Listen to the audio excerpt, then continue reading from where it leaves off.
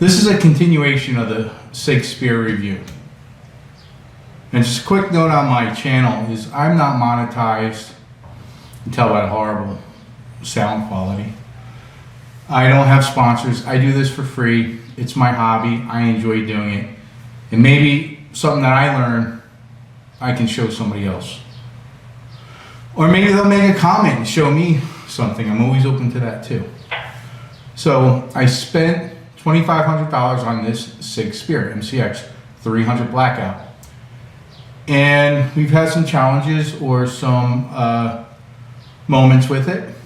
When I first got it, took it out to the range, and after about 2 mags, the bolt carrier group seemed to seize up where this charging handle was not reciprocating. It just was stuck shut.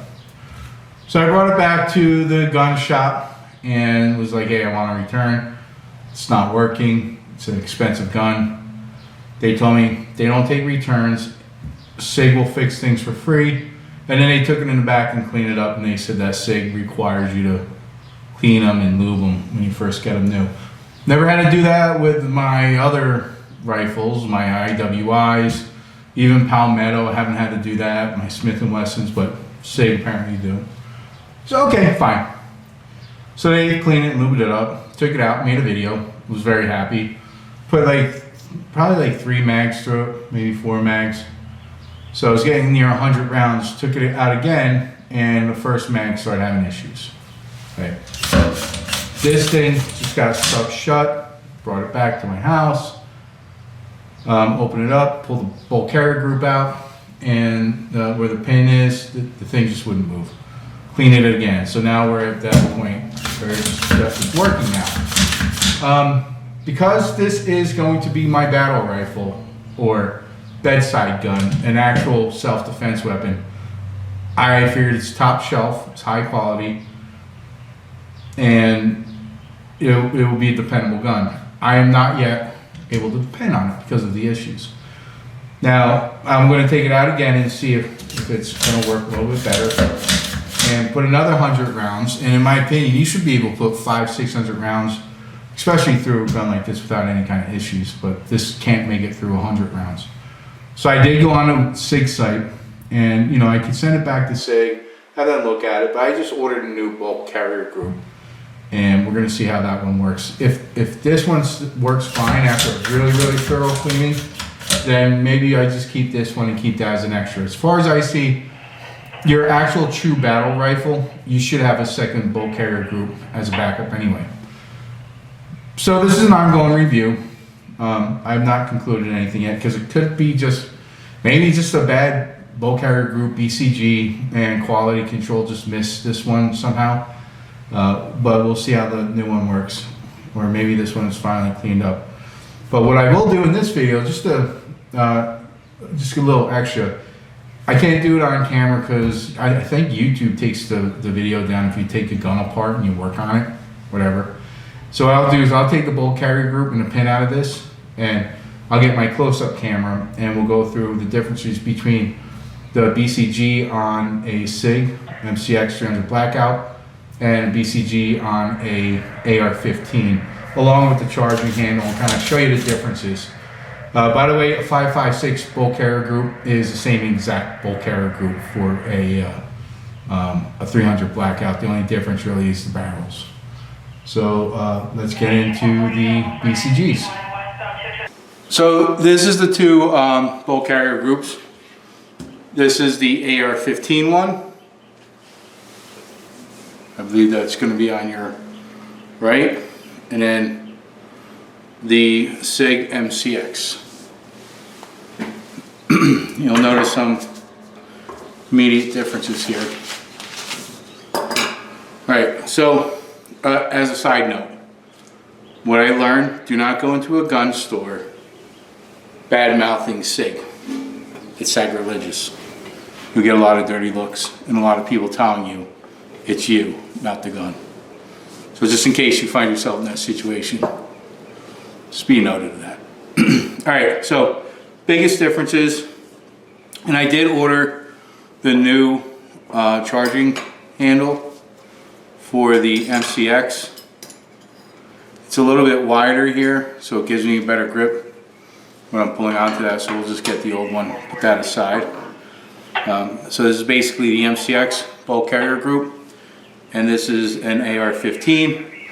This is your typical spring that goes inside of your butt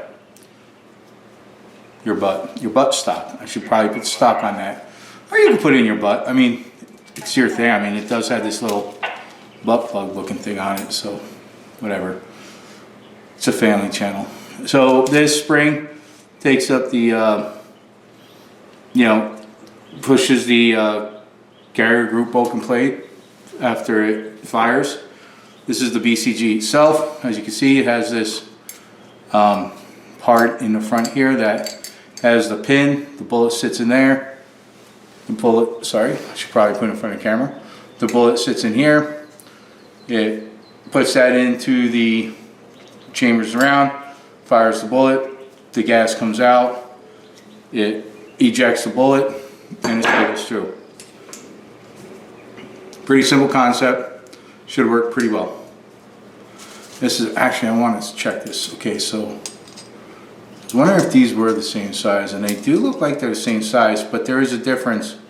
On the AR-15 charging handle has this little thing that comes out there, and it's kind of short, and on the Sig,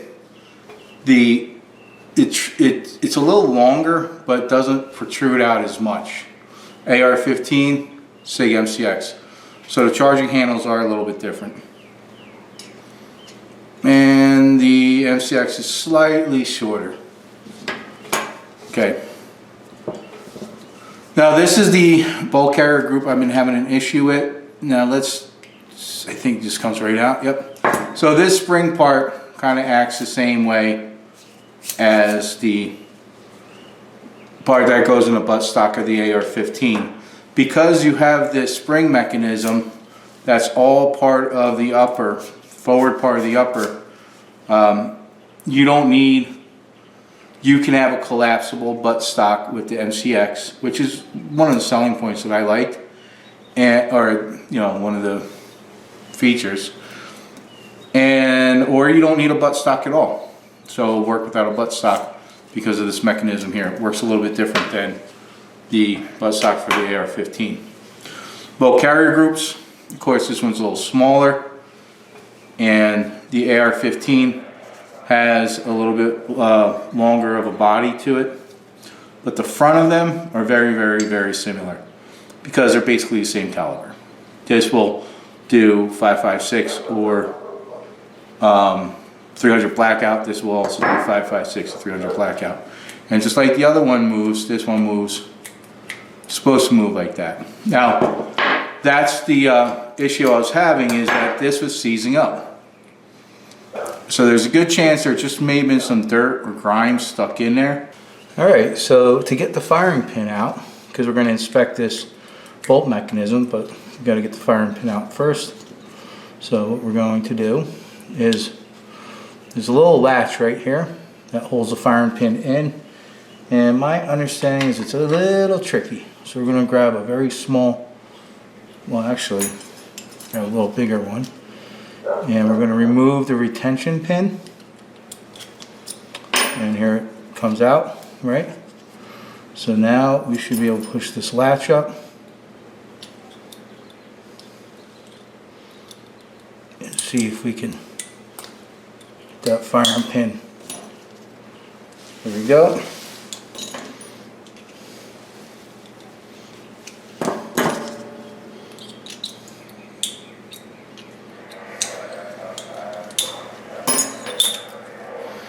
Alright, so there's the firing pin.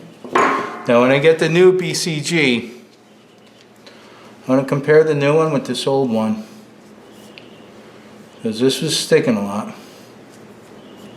So hopefully this isn't damaged, but I don't know, just looking at it, I'm not too sure what it's supposed to look like. Right, now we'll just remove this. This is the pin that goes into the top of the retainer, or whatever you want to call it. And now we're going to look at this. and just make sure it looks the way it's supposed to and there's no dirt. Now I'm going to go ahead and I'm going to blow the inside of this. I mean, it feels smooth, but this is where it was getting stuck before. So I'm just going to blow everything and grease it up, oil it, and then we'll put it back together and make sure it works. But that's the breakdown of the bulk carrier group with the MCX. So after putting the rifles back together, this is the AR-15. Now this one's always been pretty smooth. And actually, so this has a, oh, I forget the trigger name. It's an aftermarket trigger. But, what are you doing, Fly? So, Mr. Big Kid had a suggestion of putting lithium grease on the inside there, which I did, and it's super smooth. One of the differences I noticed when I first got the Sig was that it was a little crunchy. And now after taking the whole bulk carrier group, BCG, apart, you know, it's a little bit better. Now, to be honest, it's a lot better.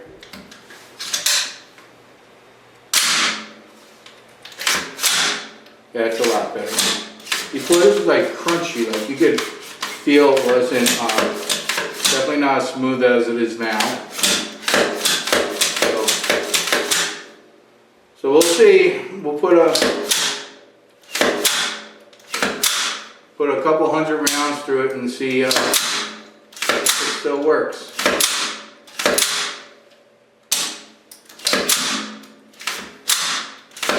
And right now it seems okay. But once you start putting some carbon in there, the thing was not operating good. So we'll see. Anyway, thanks for watching. I don't know if you learned anything, but it was interesting for me to put it together. Video. Let's give you something to do after work tonight. All right, cheers.